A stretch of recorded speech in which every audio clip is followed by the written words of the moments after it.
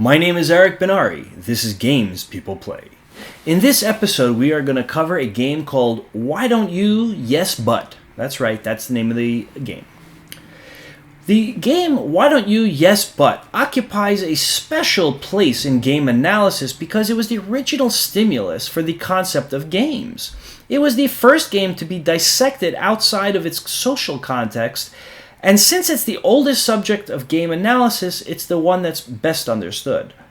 It is also the game most commonly played at parties and groups of all kinds, including psychotherapy groups. The following example story will serve to illustrate its main characteristics. Mrs. Whitman said, "My husband always insists on doing our own repairs, and he never builds anything right." Mrs. Blick responds, "Why doesn't he take a course in carpentry?" Mrs. Whitman says, "Yes, but he doesn't have the time." Mrs. Bluestein said, "Why don't you buy him some good tools?" Mrs. Whitman replies, "Yes, but he doesn't know how to use them." Mrs. Redmond says, "Why don't you have your building done by a carpenter instead?" Mrs. Whitman responds, "Yes, but that would cost too much." And then Miss Brown says, "Why don't you just accept what he does the way he does it?" And Mrs. Whitman responds, "Yes, but the whole thing might fall down." Such an exchange is typically followed by silence. It is eventually broken up by Mrs. Green, who might say something like, "That's men for you, always trying to show how efficient they are." The game, Why Don't You, Yes But, can be played by any number of participants. The agent presents a problem, the others start to present situations, each beginning with "Why don't you?" To each of these, Mrs. Whitman objects with a "Yes, but." A good player can stand off the others indefinitely until they all give up, whereupon Mrs. Whitman will win. In many situations, she might have to handle a dozen or more solutions to engineer the crestfallen silence which signifies her victory at the end. Since the solutions are, with rare exceptions, rejected, it is apparent that this game must serve some ulterior purpose. Why Don't You, Yes But is not played for its ostensible purpose, an inner adult quest for information or solutions, but to reassure and gratify the inner child. See, a bare transcript may sound like an inner adult, but in the living tissue it can be observed that Mrs. Whitman presents herself as a child inadequate to meet the situation, whereupon the others become transformed into sage inner parents anxious to dispense their wisdom for her benefit. The game can proceed because of the social level. Both stimulus and response are inner adult to inner adult, and at the psychological level they are also complementary, with inner parent to inner child stimulus, as in the "Why don't you" part, eliciting an inner child to inner parent response, "Yes, but." The psychological level is usually unconscious on both sides, but the shifts in ego state from inner adult to inadequate inner child on Mrs. Whitman's part, or inner adult to wise inner parent by everybody else. This can often be detected by an alert observer from the changes in posture, muscular tone, voice, and vocabulary. In order to illustrate implications, it is instructive to follow through on the example given above, where the therapist says, "Did anyone suggest to you anything that you hadn't already thought of yourself?" Mrs. Whitman responds, "No, they didn't. As a matter of fact, I've actually tried almost everything they suggested. I did buy my husband some tools, and he did take a course in carpentry." Here, Mrs. Whitman demonstrates two of the reasons why the proceedings should not be taken at face value, and they are clearly a game. First, in the majority of cases, Mrs. Whitman is as intelligent as anyone else in the company, and it's very unlikely that the others will suggest any solution that she has not thought of already by herself. If someone does happen to come up with an original suggestion, Mrs. Whitman will accept it gratefully if she is playing fair. That is, if her inadequate inner child will give way if anyone present has an idea ingenious enough to stimulate her inner adult. But habitual players of why don't you yes but game, such as Mrs. Whitman above, seldom will play fair. On the other hand, a too ready acceptance of suggestions raises the question of whether the game is not masking another underlying game of stupid.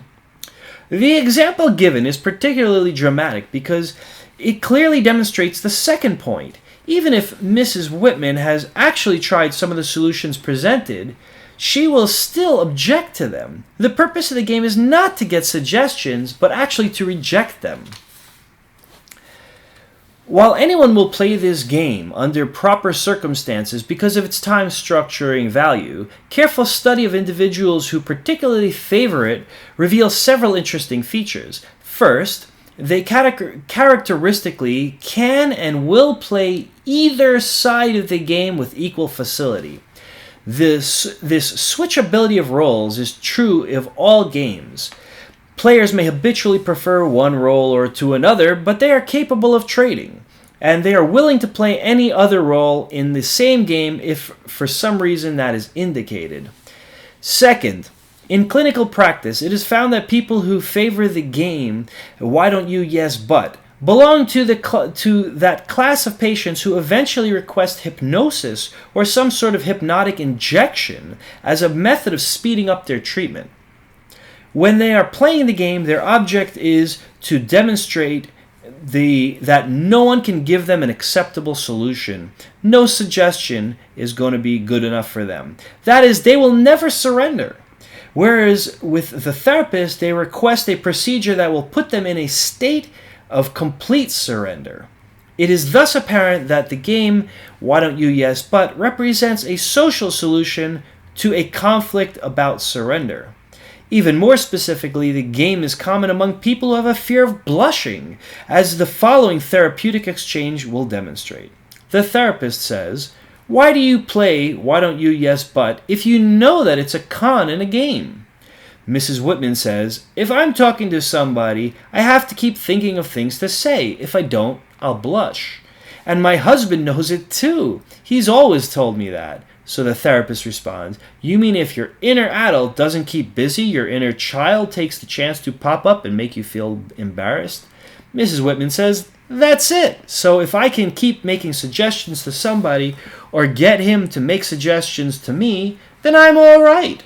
I'm protected as long as I can keep my inner adult in control. I can postpone the embarrassment."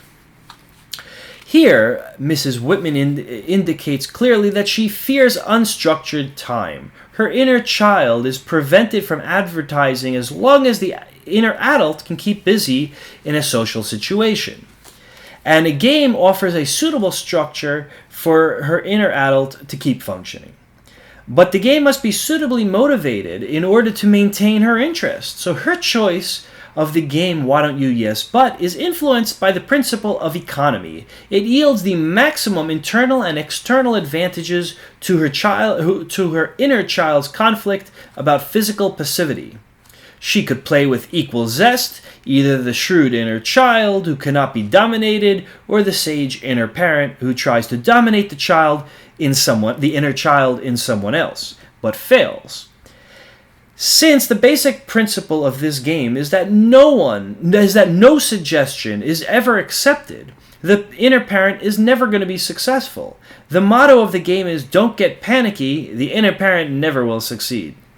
In summary, Mrs. Whitman finds these moves a bit amusing, but it brings little pleasure in rejecting these suggestions. The real payoff is the silence or masked silence, which ensues when all the others have racked their brains and grown tired of trying to think up of acceptable solutions. This signifies to Mrs. Whitman and to the other players that she has won by demonstrating that It is they who are actually inadequate, the other players. If the silence is not masked, it may persist for several minutes. In the paradigm, Mrs. Green cut Mrs. Whitman's triumph short because of her eagerness to start a game of her own, and that was what kept her from participating in Mrs. Whitman's game. Later on in the session, Mrs. Whitman demonstrated her resentment against Mrs. Green for having abridged her moment of victory. Another curious feature of the game Why Don't You Yes But is that the external and internal games are played exactly in the same way, with the roles reversed.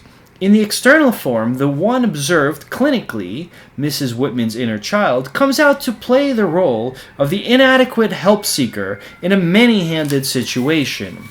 In the internal form, the more intimate, two-handed game, played at home with her husband, her inner parent comes out as the wise, efficient suggestion giver. The reversal is usually secondary, however, since during courtship, she had played the helpless inner child side, and only after the honeymoon is over does her bossy inner parent begin to emerge in the open.